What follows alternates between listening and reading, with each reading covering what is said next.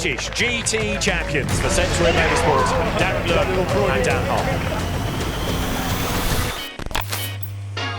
Today, we are down with BMW with Daz, giving out haircuts to his mechanics. He's racing at the weekend in GT3, and it's between him and one other team for the championship. So it's nice as well because I'm obsessed with racing. I've always wanted to be a racing driver. But for all of you out there who already know how expensive it is, this is quite like a nice way of me like indoctrinating myself within the culture of the sport and seeing what goes on behind closed doors. And also as well, there's a lot of work that goes on by the mechanics as well, you know, with the preparation and things like that. So it's quite cool that you guys get to see that today. Yeah, it seems like a wicked team put together, man. Like, just the vibe, everyone's really positive. Like, even when people are saying like, oh, I could win this, you know what I mean? We're all saying that, you know, when we're at Silverstone. Just that positive energy in the air makes a big difference, man. No, I think it's the same in other sports as well, mate. Like, if you've got positive people around you, it's got to have a positive influence on your performance, isn't it? And we've got Alex in the chair. He's the tyre man, aren't you, Alex? Yep. Darren's been keeping me busy this year. Lots and lots of tyres. So this race, it's 2 hours, so 2 stints, 1 for each driver. So halfway through, we'll have a pit stop. So that will be change tyres, add fuel, and yeah, change drivers. That means that during the race, the pro, who's Dan, and the amateur driver, Darren, they both get kind of similar seat time. You've got to work out who drives on what order as well, haven't you? I think in the regulations it's actually set, so it's always the AM who goes first and then hands over to the pro. Right, okay. So that's similar in qualifying, so AM will qualify first in Q1, and then there'll be like a 5-minute turnaround, driver change, tyres, for then Dan to go out and qualify in the second session. No mirrors, doesn't matter. I'll work around that. Oh good. They have to trust me, don't they? It's nice that they've got the tunes on as well today, man. There are a lot of teams like up and down the paddock who actually don't play music. Like, really? Yeah, it's weird. Like, I would have thought they'd won it. Well, especially like packing down and stuff. They're like play obnoxiously loud, like fucking drum and bass and stuff like that. Yeah. But like, yeah, some other teams just like completely silent. It's a bit bizarre.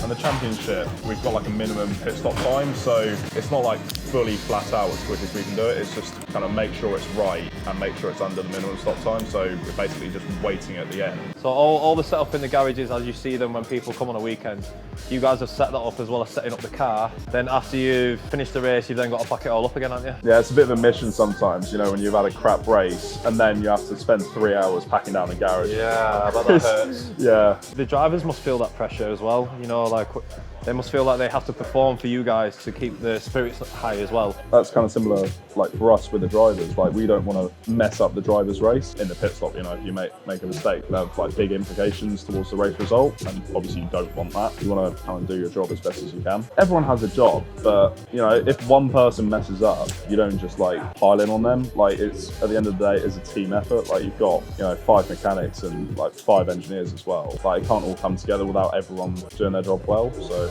if somebody messes up, there's no point in like giving them a bunch of rubbish about it because it's not really going to do much. It's going to make them feel crap, not make the situation any better. Well, like as a kid, I was always into cars. I went to like a motorsport careers fair, saw about the National College of Motorsport. So finished my A-levels and then went into this college where they have a bunch of race cars there, and you're basically taught how to work on race cars. So one of my tutors is actually the team manager at Century. So Les, he recommended me to Nathan. Did a bit of work experience, did a few race weekends here and there, and then I got offered an apprenticeship. That's kind of like my dream career, so I was never going to say no to it. Yeah, I used to be a really big F1 fan, but getting into GT racing, I've kind of started following that more so than F1. Yeah, since he came into the sport in 2015, I've always supported Max Verstappen. So it was really nice to like... Oh yeah, you're a Hamilton fan, aren't you? If I'd have known that before I started cutting your hair, things could have been very different. It was obviously nice for me to see Verstappen come out on top, but it was just... whoa, okay, we're going too far now. I still can't talk about that if I'm honest. Well, no, this is what... Alright. He didn't deserve to win that race, admittedly. It was bullshit from the FIA, but I think personally that he deserved to win the championship. Hamilton did have a lot of luck earlier in the season go his way. At the end of the day, it kind of balances itself out. I just don't think they should have got that involved, that's all. They should just let the racing do the talking. They got way too involved, and it really seemed like they just did not want Hamilton to win his 8th world title, to be honest with you. But I think what the FIA want, they just wanted like a grandstand finish, you know, with Drive to Survive, you know, loads of new fans coming into the sport. So they wanted, you know, the big finish. Yeah, as much as it was very wrong from the FIA, I kind of see from maybe like a business point of view why they might have done it. Well, obviously building everything for the weekend, putting the car together, taking it all apart, taking all this down again. People don't get to see that. I'm the assistant team manager for Century. Anything and everything is essentially my responsibility. I'll be involved with anything from garage setup to any issues we have on the car, to sit within engineering briefings, team manager meetings, make sure basically that the whole operation goes relatively smoothly. But yeah, it's a bit of a broad role, unfortunately. Sometimes I like to just hide in the back of a truck so no one can find me. I don't get any problems then. I can't believe you guys have been through 100 set of tyres this year in testing. Yeah, set 103 now. I did a little bit of maths, and if we were to stack one tyre on top of each other, it would be 30 metres taller than the Eiffel Tower, which is quite a good stat, to be fair. Pleasure, mate. Yeah. We have a sick weekend, bro. Has it been a while since you had a trim then, Tom? A few weeks. It does grow, it's just not all over. Yeah, got you. So what's your role within the team then? I'm a number 2 mechanic, so looking after the car, making sure nothing falls off of it, basically. I know, I've seen you tie wrapping the hell out of everything onto the car, really. Yeah, no, it's one of the biggest jobs, keeping all the, it's all the wiring. It gets in a mess, I have to keep it all tidy. You've been working with the team for long? Not with Century. Century is only this year, but with Darren it's been probably 2-3 years now. Mate, just go-karting for 1 hour and see how knackered you are. Yeah, even if it's just like something small like go-karting or whatever it is, it's difficult, requires so much effort. I couldn't do it. You know, the way I describe it is like the level of concentration you have to have. Imagine you're following someone for 30 laps or 40 laps. They make one mistake, it's the difference between winning or losing. This has probably been one of the best days of my life. I'll be honest, yeah. It's been unreal. All I've done is mingle around mechanics. Absolutely love it. Everyone seems in good spirits though. Apparently, like, this is the only team that plays music as well. Set the vibe for the weekend. It sounds like I've picked the coolest team. Go smash the weekend, brother. Nice chatting to you, man. Thank you. Thank you so much, bro. So what's your role within the team then, Ben? Number 3 mechanic. Ah, you're number 3 mechanic, sick. How long have you been working with this team and Darren for then? I've been working with Darren for about 2 years now. I ran him last year in Super Cup. I don't think there's a better job out there, to be honest. It seems like a wicked team, man. Yeah, I mean, working with Darren, there's a lot of positives and a lot of initiative. You know what I find fascinating about it all? How like he's transcended what he's learned in business with organisation and being very efficient and applying that to the racing team that he has now. I find it fascinating. It's all about just being as efficient as possible, isn't it? So they could win the championship this weekend. You can correct me if I'm wrong, Ben, but I've really seen another team prep like this team. So like with you being the number 3 mechanic, what does that involve? Being like, what's the difference between number 1, 2 and 3? Well, number 1's in charge and is responsible for everything. Yeah. Number 2 plays a big part in the setup changes, and number 3 is more just like you're draining the fuel, cleaning the car, spanner checking. Number 1 doesn't tend to do a lot. Well, I say not a lot, but... So delegates more, keeps the team together, like manages. Yeah, sort of, yeah. Yeah, but then obviously you have to be a 3 mechanic for a certain period of time to become a 2 and then a 1, yeah? So what you're saying is you're the hard worker, really? Yeah, basically. I mean, to be fair, at the end of the day, it's only a number of what mechanic you are. Anybody can do anything. Just means you get set a certain job to do. There's a lot of people's comments coming in there for the mechanics. So let's hope they're not watching the pit stop and putting pressure on us. I've got to make sure that this is pretty much the best haircut of the day for Darren's, because everyone's been telling me about a mullet all day, like, oh, I can't wait to see you do this mullet. And Ben, we've got to make sure it's shit on now. Do you get worried that even if you win the championship, the mullet might end up stealing the show? And a Century win. Wait, all eyes are on Ben's new mullet. I mean, It's a concern, right? Yeah. It's a massive concern. the thing is, it's not a question whether we're going to win the championship or not, because we are going to win the championship. there you go. It's whether the mullet's going to steal the show, isn't it? So obviously he's growing this mullet in, so we're just taping out the neck hairs at the back until it all grows through. Just going to get the loose neck hairs off for the race weekend so it looks fresh, and then we'll style it. Done. And as you can see on Ben, we've just made his beard appear from nowhere. It actually looks like you've got a pretty sick beard. Not even attempting to grow a beard whatsoever. Mullet ready.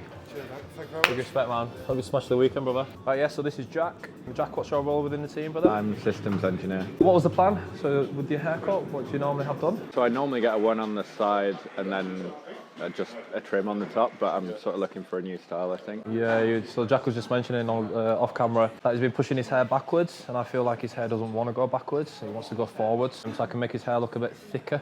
I'm thinking of pulling his fringe across like that. No one's going to recognise you after this, so we're going to push it forward. It's just a complete restyle, to be honest with you, but his hair's not really wanting to sit, so I'm going to blow dry it, add some texture, and try and see if his hair will behave for me. He's got quite a lot of cowslicks in the front, so just try to tame them a bit. What's the cowslick? It's where your hair grows in different directions. So one hair goes in that direction and the other hair goes in that direction. Creates like an M shape. So whenever it creates like an M shape, it makes your hair higher up. So if you were to cut it in a wrong way, that hair's just gonna go boing and just stick up, and you won't be very happy with me. So you've got like two cowslick at the front. So you've got one here and one here. So it's quite springy. So is that something that I'm just sort of born with? Or yes, yeah, it's something you're born with. So it kind of limits how many different styles you can have. But what I've done is I've cut your hair so you can wear your hair forwards, added loads of texture and left enough room in your fringe so you can just push it to one side. And then I'm just going to do a nice low fade on you, not go too high. Where other teams would struggle to compare one lap to another, we're comparing hundreds of laps off all the events we've done. If he was in his car on the way home tonight and he wanted to look at his fastest lap, he could just pull that up on his iPhone, which is something that basically no one else can do. I don't think even the big teams can do that. I think it looks good stubble. Like, I genuinely think it looks good. I wouldn't go clean shaven, obviously. I think you look about 12. Innit? I feel like I looked a lot better clean shaven. I'll go get one of the boys. Get one of the boys. Yeah. They won't even look at you for a second off now, mate. All right.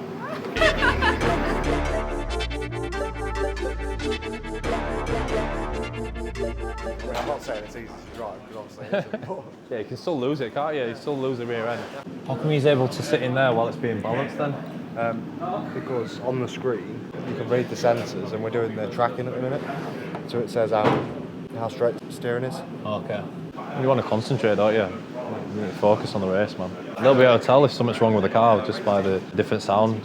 Right, I better move out of the way. Ah, you're the number one. Yeah. You met number 2 and 3. Yeah. Kid. So you've been delegating to those guys all day, have you? Yeah. So as you can see at home, guys, I'm just sat down trying to save my save my legs a bit. Yeah, I didn't finish work till late last night, man.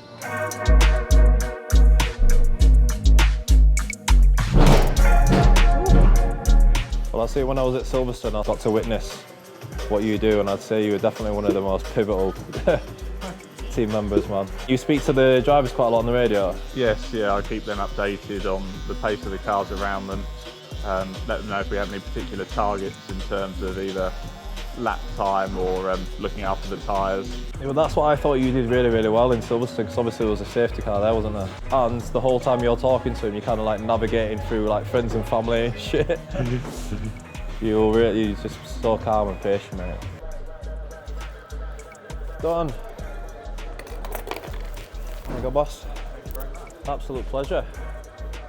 What was really cool though today was to kind of like get behind the scenes of like what all the mechanics do and what's involved in the team working together. The work ethic of the guys who operate in these sorts of teams is just phenomenal. It's like super refreshing. It's not particularly warm, is it? It's a bit damp outside and you never really hear them complaining. So this is Darren in the chair, the guy who has invited me down to do haircuts for his whole team. They're on the verge of winning the championship this weekend, so. If you could imagine the scenes on Sunday, because we're the underdogs. Yeah. The number of messages I've had on like Insta and really? Facebook, just like tons of people, I have no idea who they are. Yeah, and it's nice though, isn't it? Yeah. I think I've gotten sucked a little bit into Rob's anxiety a bit today on like the setup and stuff, and I've just been a bit like, it's like, And I feel like a lot of people don't see what goes in. Like a lot of people just think that people have got money and then they just started racing. It's not the case, you know. I've seen him work incredibly hard. I've not even seen him throughout his whole career work incredibly hard. A lot of what he's done in business, he's managed to overlap that over into the motoring industry and just be extremely efficient, and it's working. If you apply that in other avenues of your life as well, it will have some benefit. Yeah, so what a mad week it's been. We haven't got to the weekend yet, have we? It's still Friday.